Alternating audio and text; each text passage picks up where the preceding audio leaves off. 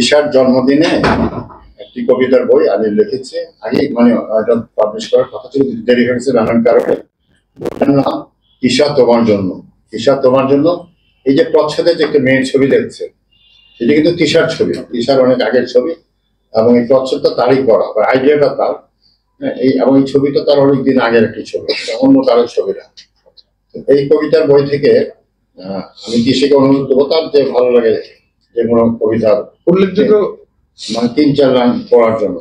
আমি 3-4 লাইন পড়বো। তিশাকে নিয়ে কোনো কবিতা আছে আপনার? সবই তিশাকে নিয়ে। সবই তিশাকে নিয়ে। সবই তিশাকে নিয়ে। লাউডি বললেন, হ্যাঁ সবই তিশাকে নিয়ে, যা আছে সবই তিশাকে নিয়ে।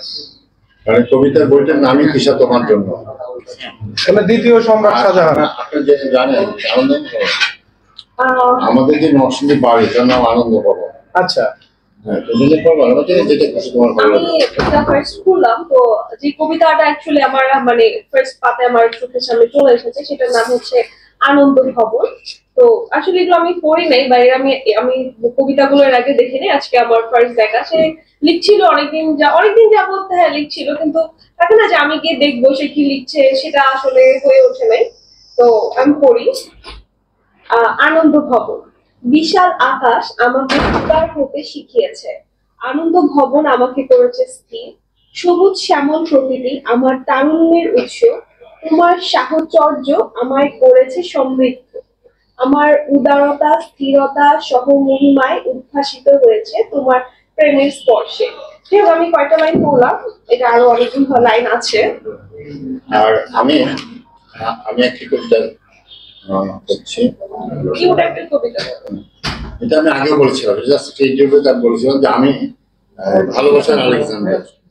এটাতে ভালোবাসার আলেকজান্ডার যে কবিতাটা আমি দেখাচ্ছি, যে দেখেন যে ভালোবাসার আলেকজান্ডার কবিতাটা আমি একটু পড়ছি।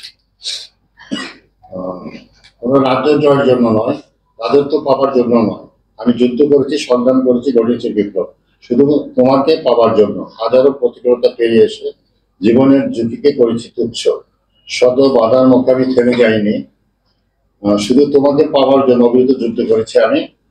তোমাকে পাওয়ার অদ্যম আকাঙ্ক্ষা আমাকে আলেকজান্ডার করেছে।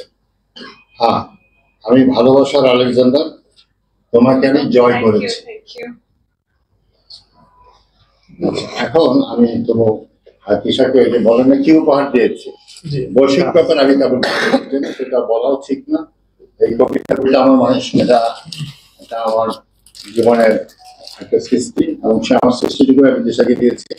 আর আমার কিন্তু এটা সব গোলাপ লাল, তিশার পছন্দ কিন্তু হোয়াইট গোলাপ, সাদা গোলাপ, আর আমার লাল। কিন্তু গত বছর তার পছন্দ মতো আমি তাকে সাদা গোলাপ দিয়েছি, আর আজকে আমি তার পছন্দ মতো হোয়াইট ড্রেস করেছি, কিন্তু গোলাপটা আমার পছন্দ মতো নিয়ে এসেছি। আর নিজে গোলাপ সেজেছেন? না, নিজে গোলাপ সাথে পছন্দ করেছি। সাদা গোলাপ বলা যায়। হ্যাঁ, আমি সাদা গোলাপ বলতে পারি। সেটাই বললাম। আর তিশার জন্য লাল গোলাপ। জি, রাইট। Thank you. একটু ধরবেন অনুভূতি।